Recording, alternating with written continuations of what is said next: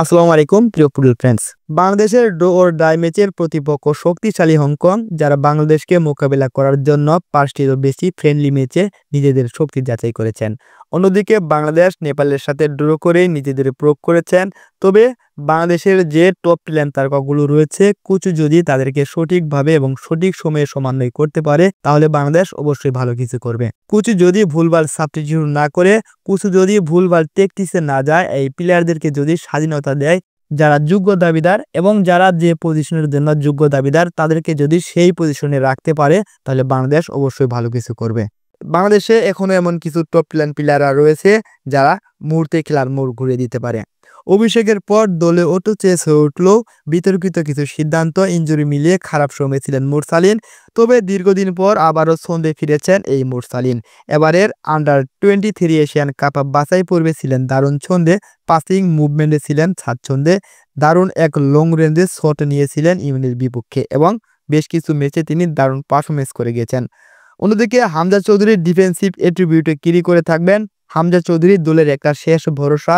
আশা করি হামজা চৌধুরী যেহেতু দলে আছেন, তিনি ভালো কিছু করবেন। আর হংকং ম্যাচে হামজা চৌধুরীর এসব সেভ, এসব ট্যাকল এবং তার দুর্দান্ত পারফরমেন্সে বাংলাদেশ এগিয়ে থাকবে। অন্যদিকে সামিদ সোম অ্যাটাকিং কানেক্টেড হলেও সেও ডিফেন্সিভলি ওয়াকিবহাল, অর্থাৎ box to box role play করে থাকেন। হামজা চৌধুরী এবং সামিদ সোম এই দুইজনের সামনে ফ্রি রুলে নাম্বার 10-এ মুরসালিন হতে পারে দুর্দান্ত ইনক্লুশন।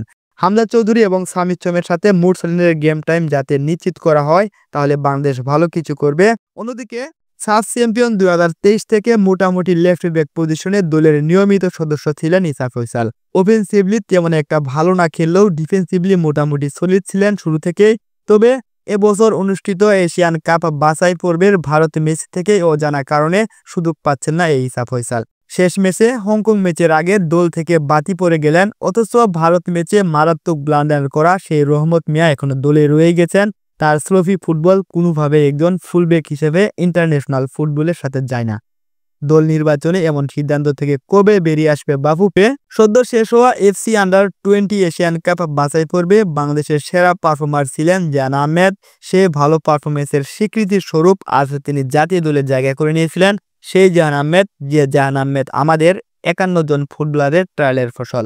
হংকং ম্যাচের বিপক্ষে আসন্ন ম্যাচে নিশ্চিতভাবে শুরুর একাদশ রিজার্ভ করেন জাহান আহমেদ, কেননা তার পজিশনে যারা বাংলাদেশের জাতীয় দলে রয়েছেন সাদউদ্দিন এবং রহমত মিয়া, যদিও সাদ লেফট এবং রাইট ব্যাক দুই পজিশনে খেলতে পারে, রহমত মিয়াও যদিও ভালো পারফরমেন্স করে যাচ্ছেন, তবে সাদ এবং রহমতের চেয়ে সবচেয়ে বেটার পজিশনে রয়েছেন আমাদের এই জাহান আহমেদ। জাহান আহমেদকে প্রায়োরিটি দিতে হবে, তাকে শুরুর একাদশে রাখতে হবে। ফাহমিদুল এবং রাকিব দারুণ ফর্মে রয়েছেন। লেফট উইঙ্গে ইতালি প্রবাসী ফাহমিদুল ইসলাম এবং রাইট উইঙ্গে বাংলাদেশের ফুটবলার রাকিব হাসানকে যদি দেখা যায়, তাদের কম্বিনেশন এবং তাদের জুটি যদি মেতে উঠে, তাহলে বাংলাদেশ অবশ্যই ভালো কিছু করবে। তবে সবচেয়ে বড় শঙ্কার বিষয় হলো দলের 4 জন গুরুত্বপূর্ণ ফুটবলার ইনজুরির কারণে অনিশ্চিত হংকং ম্যাচে। তপু বর্মন তিনি ফুলব্যাক, আলামিন নাম্বার 9, সুমন রেজা ফরওয়ার্ড এবং ইব্রাহিম ফরওয়ার্ড পজিশনে খেলেন। তপু বর্মন এবং তারেক গাজীর জুটি বাংলাদেশের বেস্ট জুটি, তিনি না থাকার কারণে বাংলাদেশের জন্য কিছুটা চাপের হতে পারে। অন্যদিকে আলামিন নাম্বার 9 পজিশনে ছিলেন। কোচ যদি 4-2-3-1 পজিশনে খেলে, তাহলে আলামিন অবশ্যই দরকার বাংলাদেশের জন্য। সুমন রেজা এবং ইব্রাহিম তারা সাবস্টিটিউশন হিসেবে নেমে দারুণ ছন্দে থাকতে পারতেন, কিন্তু এই 4 জন ফুটবলার বাংলাদেশের দলে থাকতেন না, কেননা তারা ইনজুরিগত কারণে পুরোপুরি ফিট নয়। তারপরেও আশা রাখবো তারা যদি প্রথম ম্যাচটা মিস করেন, দ্বিতীয় ম্যাচে তাকে দেখা যেতে পারে।